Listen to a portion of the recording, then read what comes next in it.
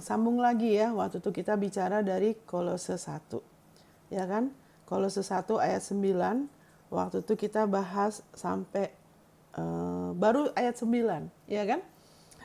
Di sini dikatakan kita bisa minta segala hikmat dan pengertian yang benar untuk mengetahui kehendak Tuhan dengan sempurna. Ini sesuatu yang bisa kita lakukan. Kalau Tuhan bilang kita bisa menerima segala hikmat dan pengertian yang benar untuk mengetahui kehendak Tuhan dengan sempurna, berarti itu bisa, saudara. Katakan bisa. Saya bisa terima segala hikmat dan pengertian yang benar. Saya bisa mengetahui kehendak Tuhan dengan sempurna. Amin, saudara. Percaya, saudara. Kita sudah ciptaan baru. Ya, jangan suka ngomong saya manusia biasa. Berarti saudara tidak percaya. Ya kan? Bahwa saudara benar ciptaan baru. Ya, tapi kan, nah itu tapikannya itu mendingan buang aja. Kita jangan mendua pikiran. Kalau firman Tuhan bilang kita bisa, ya udah, kita terima aja. Ya kan, dia lebih tahu kita daripada kita. Kita nggak ciptakan diri kita, dia yang ciptakan kita. Ciptaan baru juga dia yang ciptakan kita lagi. Jadi kita lebih percaya aja sama dia daripada pikiran kita sendiri. Amin. Haleluya. Ini kabar baik. Kita bisa, ya kan, menerima segala hikmat dan pengertian yang benar untuk mengetahui kehendak Tuhan dengan sempurna. Amin, saudara. Jadi waktu itu saya berikan contoh mengenai soal bagaimana ada saat kita nggak ngerti, terus kita perlu tahu, lebih baik ke dia aja dulu. Ya, supaya hal-hal nggak jadi rumit dengan kita tanya si A, si B, si C, nanti jadi rumit. Buang waktu, bisa kecewa lagi. Lebih baik tanya sama dia yang Yesus adalah the head of all principality of power, dan dia juga adalah sumber hikmat kita. Dia adalah sumber segala hikmat dan pengetahuan, Yesus Kristus. Amin. Haleluya. Itu sebabnya kita ke dia nanti akan ada tuntunan. Nah, sekarang gimana caranya Ibu Monica kalau itu sesuatu mengenai pasangan hidup kah? Kapan menikah dengan pasangan hidup, ya kan? Atau pindah kerja atau pindah tempat, bagaimana? Nah, saya beri contoh.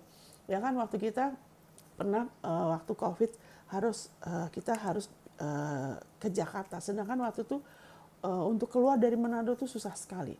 Banyak sekali surat yang kita harus lengkapin ya.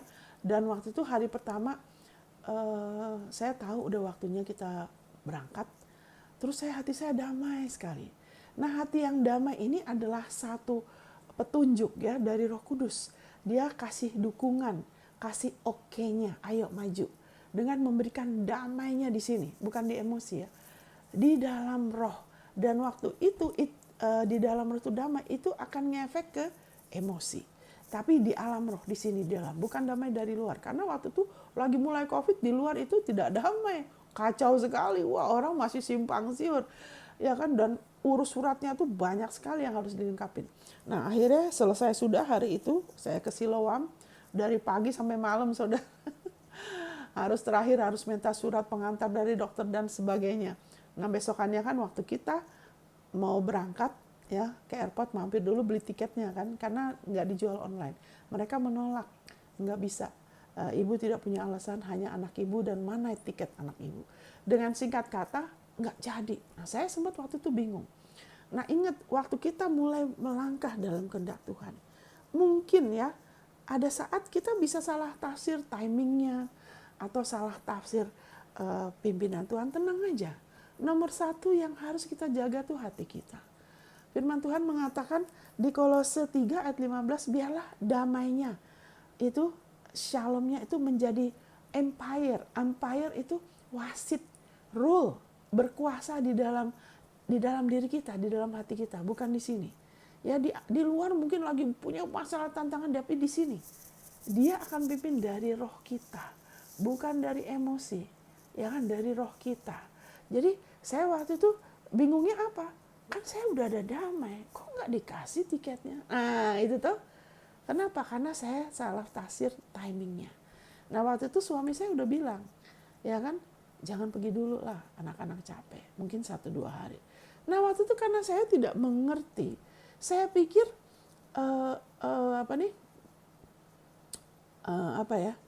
ada penerbangan, nggak ada penerbangan lagi lain atau apa gitu loh, atau mau saya secepatnya supaya karena kan tesnya itu kalau kita nggak langsung pakai nanti itu expire, itu nanti kita harus tes lagi, aduh saya bilang repot amat gitu kan, mendingan secepatnya. Akhirnya saya bingung sampai di hotel kita balik. Nah terus nomor satu saya serahkan semua beban. Nah dari belajar firman ini saya sudah sering ajar, kita tahu bahwa Tuhan menyuruh kita janganlah hatimu gelisah dan takut, janganlah kau biarkan hatimu gentar. Ya jadi saya putuskan enggak, saya harus benahin dulu hati saya. Kenapa begini? Ah itu toh, kita jangan langsung ngomong sama si A, ntar mikir ini, ntar nomor hati kita jaga dulu. Jadi waktu saya benahin, saya minta maaf anak-anak kalau saya ngomel, terus kita perjamuan kudus, saya serahkan semua beban, saya serahkan semua beban dan sebagainya. Terus saya dedikasikan lagi. Ini salah satu prinsip firman yang kita bisa terus-menerus kita terapkan, yaitu kalau mau melakukan kehendak Tuhan, kita dedikasikan diri kita lagi dan lagi, nggak apa-apa. Jadi waktu itu saya serahkan semuanya ke Tuhan. Saya bilang ini, Tuhan, saya ada damai, ya kan? Tuhan mau apa? Saya bilang. Saya cuma mau pastikan aja bahwa kalau saya melangkah, saya tidak melangkah dari pengertian saya, dari maunya saya sendiri, ya kan? Tapi dari Dia. Jadi kalau saya bilang kalau Tuhan mau saya ke Jakarta, saya akan ke Jakarta. Tapi kalau enggak, saya nggak mau Tuhan. Saya gitu, saya ngomong. Jadi ngomong, saudara harus ngomong, karena iman kita diaktifkan lewat mulut. Dia bukan di dalam hati. Tuhan Yesus tidak pernah ngomong doa dalam hati. Ya kan? Dia bilang waktu kamu berdoa berkatalah. Say, ngomong. Ya kan?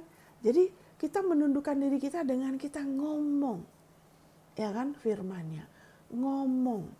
Ya kan? Jadi saya bilang Tuhan mau apa? Kalau Tuhan mau saya ke Jakarta, saya pergi. Kalau enggak, saya juga enggak mau. Amin. Jadi saya dedikasikan, saya serahkan lagi sama Dia bebannya. Ya toh, saya nggak mau ini jadi masalah saya. Seolah-olah saya ya kan, ini masalahnya bukan saya. Ini kan kita mau melakukan rencana Dia, bukan rencana kita sendiri. Karena rencana Tuhan, kehendak Tuhan adalah rencana yang sudah diberkatin. Ada perlindungan, ada penyediaan, ada kemurahan, kasih karunia, peningkatan, pemulihan, semuanya dalam rencana Dia. Jadi saya bilang Tuhan, oke, saya serahkan lagi. Saya dedikasikan lagi. Waktu saya dedikasikan lagi diri saya, semua dan anak-anak juga, saya mulai ada damai lagi. Udah, nggak usah mikir lah gimana. Yang penting semuanya nanti kita serahkan, kita perjamuan kudus, kita ingat, kita punya perjanjian. Dalam apapun yang kita hadapin, Dia pemimpin kita. Dia yang menopang kita, bukan diri kita. Jadi kita ingat Yesus, kita ngucap syukur, kita bilang terima kasih Tuhan, kami hanya mau melakukan rencana-Mu. Udah, terus saya kemudian waktu itu sempat ke gereja. Saya kalau nggak salah hari itu hari Selasa, hari Rebonya kita masih ada kebaktian, ya kan? Dan atau apa saya nggak inget lah. Pokoknya kemudian setelah itu saya istirahat atau apa. Nah inilah setelah kita serahkan semua beban, kita minta Dia lagi, petunjuk Dia lagi, berikan hikmat Bapak, harus gimana? Kok ini kayaknya nggak berjalan seperti yang dipikir, padahal ada damai. Kenapa Tuhan? Ya toh perlu hikmat kan, perlu pengertian untuk mengetahui kehendak Tuhan. Sudah tahu kehendak Tuhan satu potong, yaitu oke, saya mau. Benar, kamu urus surat, ada damai. Suami saya juga ini, kamu telepon, ya kan Garuda langsung atau tahu, karena online nggak ada yang jual, dia yang dapat hikmat, kamu telepon, oke. Tapi kok udah oke sebagian, waktu mau maju lagi loh, kok nggak bisa? Nah ini tuh perlu segala hikmat dan pengertian yang benar untuk selanjutnya harus gimana. Ya jadi oke, sudah serahkan dan saya bilang udah, saya istirahat dulu. Tiba-tiba anak saya, karena gini, setelah saya cek, waduh Garuda nggak ada penerbangan lain sampai akhir bulan. Sedangkan itu masih 2 minggu. Waduh saya bilang ini repot, ini nanti harus ngetes lagi dari pagi sampai malam. Oke, jadi setelah itu kemudian singkat kata, ya kan setelah kita perjamuan dan sebagainya, kemudian ternyata ketahuan ada penerbangan lain ya kan dengan Batik Air. Akhirnya kita bisa berangkat, walaupun itu juga keajaiban ya kan. Akhirnya pokoknya kita bisa berangkat. Kenapa? Karena nomor satu kita ada damai. Jadi saya mau nasihatkan gini, kalau hal-hal tidak terjadi, kita lagi mulai berjalan dalam kehendak Tuhan. Terus hal-hal nggak terjadi seperti kita pikir, kita tidak usah panik. Kita balik kepada Yesus aja. Amin. Kita dedikasikan diri kita aja lagi. Dan saya sudah belajar untuk berhati-hati, ya kadang-kadang kita bisa salah juga sih tanpa kita sadar. Mungkin kita ngomong bikin rencana sendiri. Ya kan kita terus bertumbuh lah ya. Tidak ada penghukuman saudara. Saya pernah dulu waktu sudah cukup di Jepang, saya udah mulai ngomong ke orang. Saya udah mau balik ke Indonesia gini gitu. Padahal saya belum tanya Tuhan. Nah Tuhan, kemurahan Tuhan ya. Karena Tuhan pastikan kita menuai. Ya, jadi waktu itu saya sebelumnya di Jepang itu saya terus-menerus menabur ya. Menabur hidup saya, menabur waktu, menabur doa, keuangan apa. Jadi Tuhan Yesus kan bilang, kalau kamu menabur secangkir air aja, ya kan kamu tidak akan kehilangan upahmu. Itu yang saya alamin waktu saya mulai ngomong ke orang. Saya ingat waktu itu saya baru ngomong sama 3 orang. Saya udah mau balik ke Indonesia aja deh, saya bilang. Udah cukup kayaknya di Jepang. Kenapa? Karena itu sudah waktunya Tuhan mau pindahin saya, ya kan? Tapi bukannya saya berdoa ini, saya ngomong ke orang. Tapi Roh Kudus yang adalah Roh kebenaran, Dia yang nulis ini, Roh kebenaran ini. Jadi Dia mulai bekerja dalam saya kuat sekali. Dia bekerja, Dia bilang saya harus ketemu Tuhan, saya harus ngomong sama Tuhan. Itu kuat sekali di dalam diri saya. Sehingga kemudian saya pakai waktu doa puasa waktu itu. Kemudian waktu doa puasa, ya kan, saya cuma bilang Tuhan, ini saya mau ini, tapi jangan sampai saya salah ya. Tuhan mau apa? Ya kan? Untuk mengetahui kehendak Tuhan, saya perlu pengertian kan? Tuhan mau apa? Akhirnya Tuhan cuma bilang rema ke Amerika. Ya kan, singkat kata akhirnya saya ke Amerika. Ya itu kan, sempet hampir salah. Kenapa Tuhan langsung taruh kuat? Karena kalau saya terlalu banyak ngomong ke orang, nanti jadi bingung. Kenapa sering bingung kehendak Tuhan? Karena sebelum kita terima dari Tuhan, kita mungkin terlalu banyak ngomong dulu ke orang. Kita udah terlalu banyak mikir dulu. Bukannya kita nggak boleh mikir dulu. Belajar apa-apa ke Dia aja dulu. Nanti Dia akan pimpin kita dalam kita mikir, kita urus, kita bagaimana. Kita kan semua perlu itu kan. Kita perlu pengetahuan.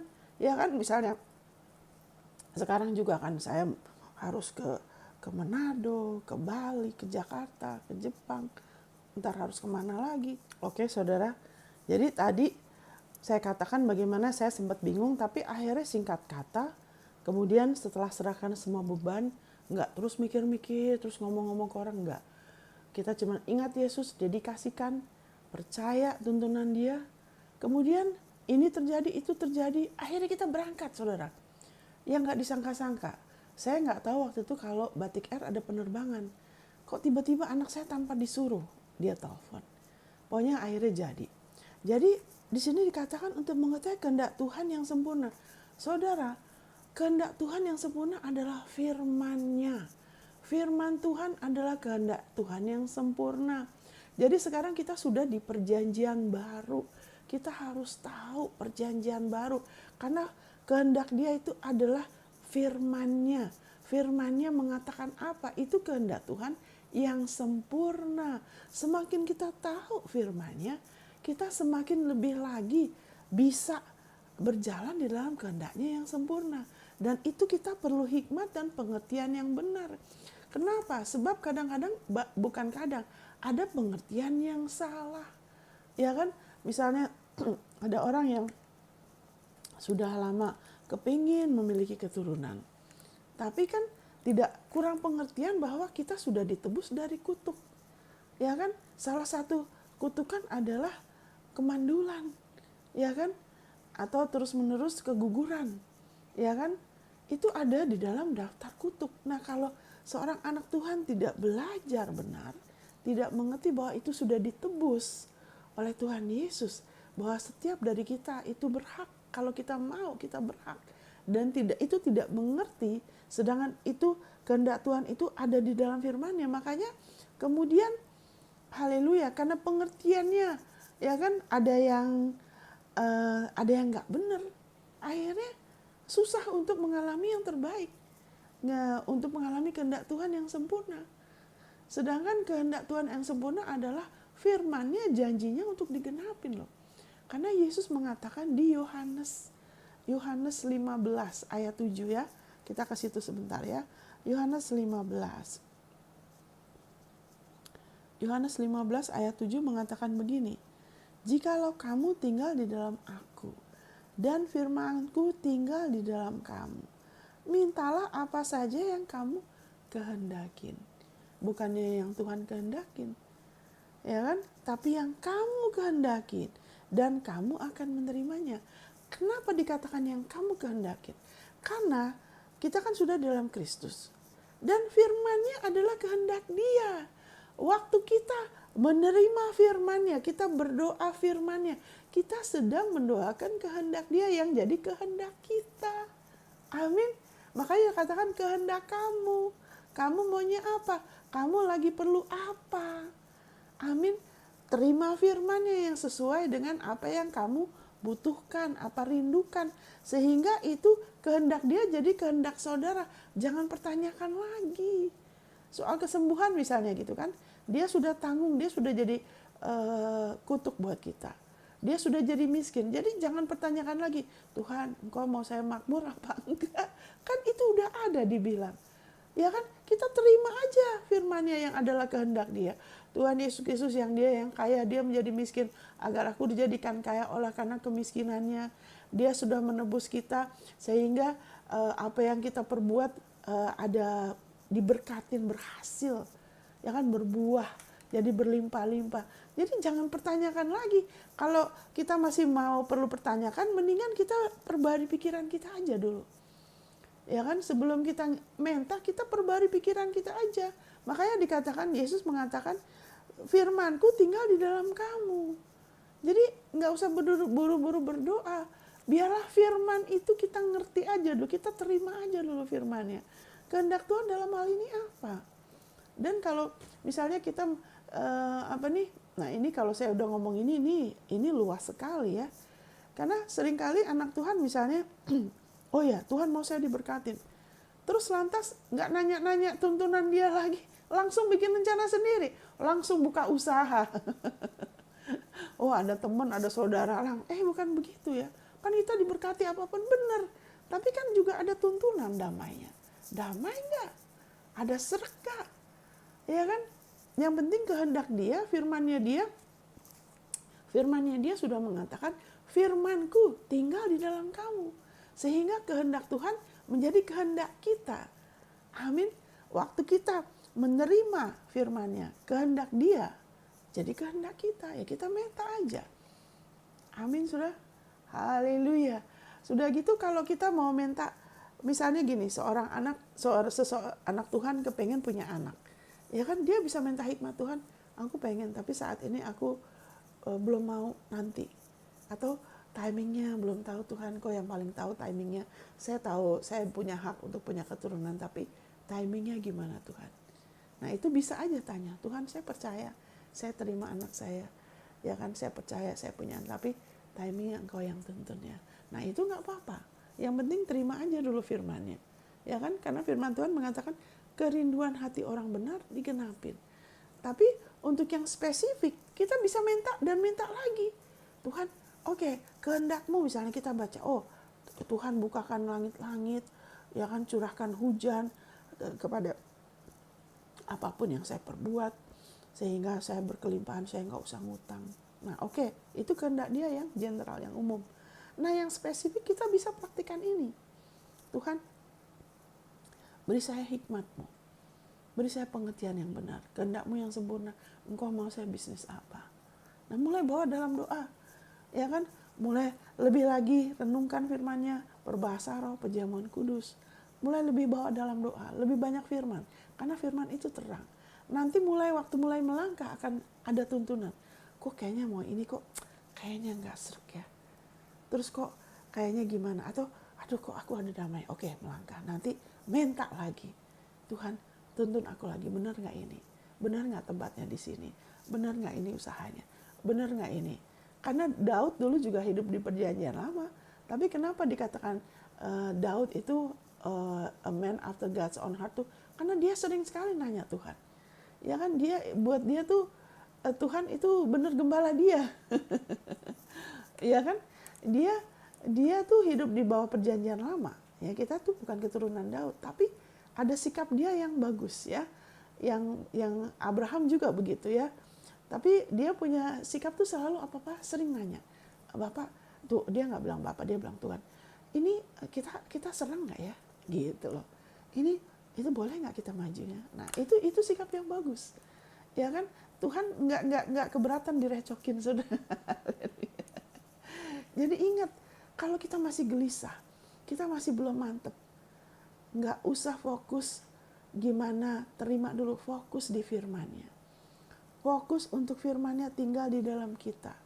Setelah itu, nanti mintalah apa saja yang kamu kehendakin. Kalau firman-Nya di dalam kita, lebih gampang menerima tuntunan Dia. Amin. Haleluya. Dalam hal inilah Bapakku dipermuliakan, yaitu jika kamu berbuah banyak, dan demikian kamu adalah murid-muridku. Tuhan tidak keberatan kalau kita sering minta yang sesuai, yang dari firman-Nya. Dia nggak keberatan. Bukan minta berkali-kali hal yang sama seperti dia harus dipengaruhin untuk kasih. Enggak. Kita minta ini karena tuntunan Dia. Kita perlu terus tuntunan Dia. Beda kan? Bukan minta untuk kayak membujuk Tuhan, bukan begitu. Itu penafsiran yang salah. Minta terus seolah-olah kalau kita terus menggedor-gedor pintu surga. Kita udah anak Dia di dalam kita. Amin. Dia bilang firman-Ku tinggal di dalam kamu. Nanti akan ada tuntunan. Dan kalau sempat bingung kayak saya gitu kan, serahin semuanya beban. Jangan mau dibikin khawatir, takut, gelisah, apalagi terus ngomong ke orang. Ke Dia dulu aja. Nanti Dia akan pimpin. Kayak gitu kan, setelah saya ke Dia, kita serahkan beban. Ya, kita unek-unek ini nggak mau kita menolak, ya kan? Kita ingat Dia sebagai gembala kita, pemimpin hidup kita. Nah, Tuhan bekerja, kok tiba-tiba anak saya telepon Batik Air. Saya nggak tahu ada penerbangan. Saya pikir nggak ada penerbangan lain. Makanya saya sempat, aduh gimana ini? Udah seharian ngurus surat. Kalau harus urus lagi, ya ampun. Tapi enggak. Amin. Karena saya sempat bingung, karena pertamanya ada damai. Kok terus seolah-olah Tuhan pimpin kemari, tapi kok terus ketutup? Gimana nih? Nah, itu tuh balik ke Dia. Makanya jangan ambil kesimpulan atau ngomong ke orang. Ya kan, di sini Dia bilang, aku terus-menerus berdoa. Bisa mental lagi dan mental lagi, karena kita perlu tuntunan Dia. Lagi dan lagi. Ntar anak kita umur sekian ada tuntunannya. Ntar sudah lebih besar ada tuntunan Tuhan. Minta hikmat lagi untuk kehendak Tuhan untuk anak kita. Amin. Jadi, nah Tuhan Yesus bilang, gimana supaya kita berbuah banyak? Saya ulangin lagi. Ya kan, ini seringkali Yohanes 15 ayat 7 ini, tapi harus lebih dipraktikkan. Ya kan, jikalau kamu tinggal dalam aku, kita tuh sudah tinggal dalam Tuhan selama-lamanya. Ya, kalau di atasnya kan bilang, kalau kamu tidak tinggal dalam aku, sama seperti ranting kering yang dibuang keluar. Nah, ini tidak boleh diberitakan kepada anak Tuhan. Ini ngomong sama orang-orang Yahudi yang sudah terima Yesus, mau balik lagi kepada Judaism, mau balik lagi kepada persembahan binatang, kepada hukum Taurat. Nggak bisa. Jangan keluar dari aku, kata Tuhan. Jangan menyangkali aku. Maksudnya gitu, kalau kita kan enggak, kita selamanya sudah sama Dia, kita nggak mau balik lagi meninggalkan Dia. Jadi itu bukan orang tuh, anak Tuhan mungkin lagi tidak hidup bagi Tuhan, ya kan, sempat jatuh, mungkin kena narkoba, minum-minum, ya udah keluar dari Tuhan. Itu bukan begitu. Ya, itu jiwanya yang lagi ninggalin Tuhan, tapi rohnya tetap sudah jadi satu sama Tuhan. Roh Kudus tetap ada, makanya bisa bertobat. Ya, bukan terus hilang keselamatan, ya, itu jiwanya aja. Ya, jiwanya aja yang masih perlu diperbaruin. Oke. Jadi kita sudah tinggal di dalam Dia. Tapi Yesus nggak bilang, oh sekarang kamu sudah tinggal dalam aku, udah kamu nggak perlu ini firman lah, kamu tenang-tenang aja. Enggak, Dia bilang firmanku tinggal di dalam kamu. Dia tetap bilang firman-Nya perlu tinggal dalam diri saudara dan saya. Supaya apa? Setelah itu baru setelah kita pakai waktu renungin ayat-ayat firman-Nya, nomor satu apa? Jati diri kita. Karena kerajaan Allah berfungsi oleh apa? Oleh siapa kita, jati diri kita. Saudara, Allah kasih respon karena siapa saudara loh. Bukan karena apa yang saudara jeripaya saudara. Makanya saudara berdoa di dalam nama Yesus. Makanya saudara sudah dikasih apa? Jati diri yang baru. Seorang raja kan dia berfungsi sebagai raja. Ya kan, itu bukan kerjaan dia. Ya kan, maksudnya bukan jabatan apa nih istilahnya, dia nggak mencari nafkah sebagai raja. Ya kan, dia berfungsi sebagai raja. Dia giat sebagai raja. Dia berfungsi sebagai siapa dia kan. Amin. Ada orang misalnya tukang kayu, ya kan, ada orang tukang bangun rumah, tukang masak, tukang. Tapi kalau raja kan enggak. Amin, raja enggak. Dia berfungsi, dia pakai otoritas, dia giat berfungsi dari siapa dia. Amin. Kalau sistem dunia itu berfungsi dari jati dirinya itu apa yang mereka lakukan. Kita bukan kerajaan dunia, kita kerajaan Allah loh. Kerajaan putranya itu namanya raja, itu ada rajanya. Kita tuh di kerajaan raja kita ialah Yesus Kristus. Kita tuh raja-raja di bawah dia. Kita harus berfungsi dari siapa kita. Amin, saudara. Makanya kita harus tiap kali kita mau mulai melangkah, kita harus ikutin raja di atas segala raja. Firman-Nya ngomong apa? Amin, saudara. Mintalah dalam saudara berfungsi sebagai raja, sebagai anak Allah, sebagai duta besar, sebagai anak Allah yang dikasih Tuhan. Saya juga, kita kan perlu banyak hal. Dia bilang minta aja. Firman-Ku harus di dalam kamu ya. Karena firman-Nya semua untuk jiwa kita, supaya jiwa kita tuh tidak rasa lapar, tidak haus. Selalu kepengen diterima sama orang. Kalau ada ditolak orang terus langsung wah, rasa dalam sekali. Berarti jiwanya tuh haus. Jiwanya ada yang kosong. Harusnya ke dia, ke Yesus. Karena dia yang pemelihara roh, jiwa, tubuh kita, bukan manusia. Nanti ada tuntunan Tuhan. Harus ngomong sama siapa yang bisa nolong. Kalau kita perlu ngomong. Kadang-kadang Tuhan suruh kita mungkin menyembah dia, atau ke firman-Nya, atau dengar khotbah, atau apa, saya nggak tahu lah. Ya kan, atau ikut apa, saya nggak tahu.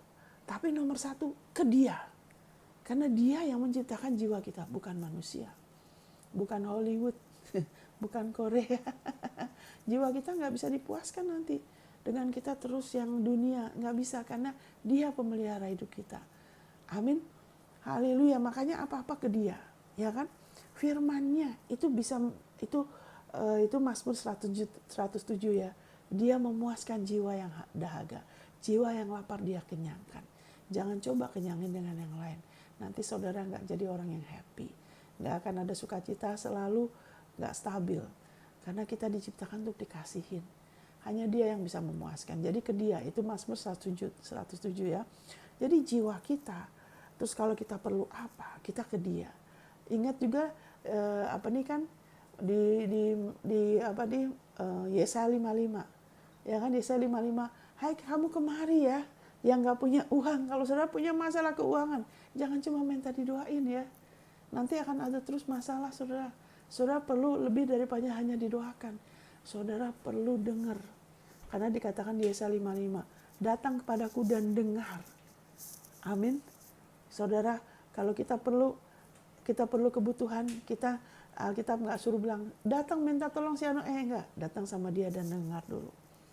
Dia akan memberikan kita solusi, hikmat, pengertian yang benar. Juga kalau kita mulai dengar firman-Nya, kita mulai terima firman-Nya. Kan Yesus bilang, firman-Ku di dalam kamu. Kita mulai tanam, kita mulai perkatakan. Firman Tuhan bilang dia memberikan benih pada penabur dan roti buat dimakan. Amin. Jadi itu pendengaran itu penting sekali.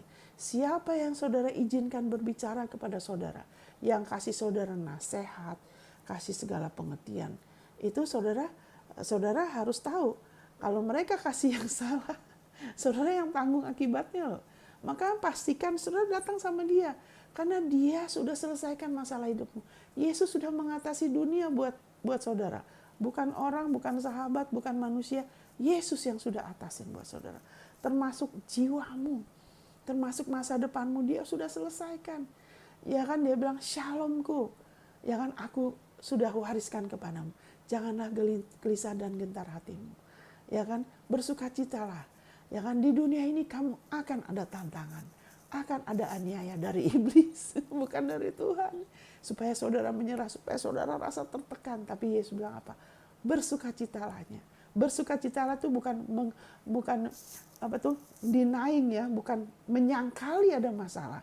Tapi bersukacita karena apa? Dia bilang, karena aku Yesus sudah mengatasi dunia buat engkau. Termasuk perasaan-perasaan yang gak benar ya. Mungkin kita ada kemarahan, kebencian, atau perasaan yang gak benar lah. Dia sudah atasin buat kita. Amin, saudara. Gak usah hidup dengan kekuatanmu sendiri. Saudara dan saya tidak mampu. Percaya aja sama Yesus. Datang sama dia, serahkan beban dan minta. Tuhan Yesus, firman-Mu mengatakan, Engkau mau saya nggak gelisah dan getar. Engkau sudah serahkan shalom-Mu. Kehendak-Mu untuk saya mengalami shalom. Sekarang saya punya masalah ini. Saya minta penuhi saya dengan segala hikmat untuk mengetahui kehendak-Mu dengan sempurna. Beri saya pengertian yang benar. Harusnya bagaimana? Amin. Dan dia dengan senang hati kasih ke saudara. Dan lebih lagi saudara izinkan firman-Nya di dalam diri saudara. Ya kan, apa kebutuhanmu, kerinduanmu, lihat firman-Nya. Minta tolong, Tuhan tuntun aku, sekarang aku ada ini. Firman-Mu ngomong apa? Ya saudara mulai catat saudara. Dan mulai dari catatan itu pindahin ke dalam dirimu. Terus minta. Makanya saudara akan menerima. Amin. Amin. Di sini dikatakan, saya ulangin lagi ya, supaya ini kita jadi pelaku ini. Kita sudah tinggal dalam dia. Dan firman-Ku tinggal di dalam kamu. Tinggal berarti kita ingat. Kita ingat terus pagi, siang, malam. Firman itu kalau ditanamkan dia nggak boleh dicongkel-congkel dong. Kalau dicongkel-congkel dipindah-pindah mati dia nggak bisa bertumbuh saudara. Firman-nya harus tinggal. Pagi, siang, malam 24 jam. Supaya apa? Supaya kita tidak membatalkan janji firman-Nya dengan perkataan kita. Kita nggak bisa ngomong di hari-hari tertentu hanya di gereja aja. Wah haleluya amin firman-Nya. Tapi setelah itu firman-Nya nggak tinggal. Terus kita ngomong sesuatu yang berlawanan. Atau orang lain ngomong kita aminin, kita bilang iya, itu berlawanan. Itu yang bikin lama. Kenapa? Karena pengakuan kita. Karena firman-Nya harus tinggal. Sehingga waktu kita salah bicara atau salah bersikap, kita langsung cepat sadar. Enggak. Firman-Nya ngomong gini. Berarti firman-Nya udah tinggal. Kalau kita masih bibirnya dolak-dalik, masih ngomongnya macem-macem, berarti firman-Nya belum tinggal. Kita perlu sabar, menenangkan diri, kita minta tolong dia. Beri aku segala hikmat, pengertian yang benar. Bantu aku lihat firman-Mu. Bantu biar firman itu tinggal dalam kita. Dan kita menyiramin benih firman itu dengan kita menyembah dia. Mengucap syukur, kita lagi siramin itu. Kita mengucap syukur, kita lagi kasih pupuk itu. Pasti akan berbuah. Karena Tuhan Yesus bilang ini. Ya kan? Mintalah apa saja yang kamu kehendaki setelah firman-Nya tinggal. Ya kan? Dan kamu akan menerimanya. Bukan dia nggak bilang mudah-mudahan Tuhan akan kasih. Dia bisa kasih, bisa enggak. Dia bilang kamu akan menerima karena firman-Nya, ya kan, segala janji firman-Nya di dalam Kristus adalah ya dan amin. Itu warisan saudara. Amin. Jangan pertanyakan lagi, jangan rubah-rubah pikiran. Saudara pasti terima kalau firman-Nya tinggal dalam dia, janji firman-Nya. Terutama ya kan nomor 1 jati diri, karena kita menerima karena kita siapa. Bukan karena jeripayah kita. Makanya kita nggak bisa menyombongkan diri. Karena siapa kita, jati diri kita yang baru, itu adalah anugerah. Itu hanya pemberian, karena Yesus yang sudah berjeripayah. Makanya siapa yang mau bermegah di dalam Tuhan. Nggak usah bermegah karena saya berdoa gini. Biar kita berdoa nih, kalau Yesus tidak mati untuk dosa kita, doa kita nggak akan bekerja, saudara. Jadi bermegah dalam dia ini semua karena dia. Karena dia, makanya saya bisa terima. Karena dia ya saya dilayakan. Amin, makanya saya bisa menerima janjinya. Kamu akan menerimanya. Terus dalam hal inilah Bapakku dipermuliakan. Yaitu jika kamu berbuah banyak. Dan demikian kamu adalah murid-muridku. Amin saudara. Saudara adalah murid dia. Saudara lebih dari itu. Saudara adalah anak Allah, saudara sudah jadi satu sama Dia. Biarlah saudara terus berbuah, terus menerus sampai Yesus datang lagi. Dalam nama Yesus. Amin.